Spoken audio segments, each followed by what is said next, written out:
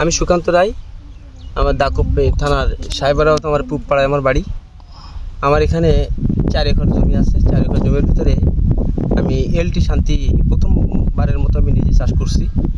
LT শান্তি বীজটা যখন আমি প্যাকেটটা নিই, প্যাকেটের খোলার পরে যে বীজটা ছোটো পাই, বীজটা দেখে আমার কাছে কেমন লাগছিল, কিন্তু লাগানোর পরে ফলন দেখে আমার মন বা আমার পরিবার সহ যারা আছে, আমার এলাকার যারা দেখছে, মনটা ভরে গেছে। আমার এই এলটি শান্তি বীজটা বা এই ফলটা আনুমানিক গড় ওজন প্রায় 12 থেকে 14 কেজি, 12 কেজি আবার 14 কেজি ধরা যায়। আসলে হতো, আমার মনে হয় বেশি হতো, পানির কারণে হয়তো এটা হয় নাই, কিন্তু এই যে পানি যত পাচ্ছে তত মানে গড় ওজনটা বাড়তেছে।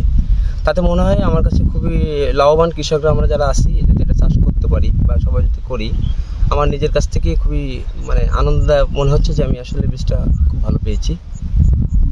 আর ওজন এটাই বললাম। আর এর মেয়াদকাল হচ্ছে আপনার 65 থেকে 70 দিন। 70 দিনের ভিতরে মোটামুটি মালটা তৈরি হয়ে যায় বা তরমুজটা তৈরি হয়ে যায়। কৃষকের এই ব্যাপারীর আসা যাওয়ার কারণে হয়তো একটু দেরি হয়েছে আমার, কিন্তু মালটা মূলত 70 থেকে 65 দিনে মালটা তৈরি হয়।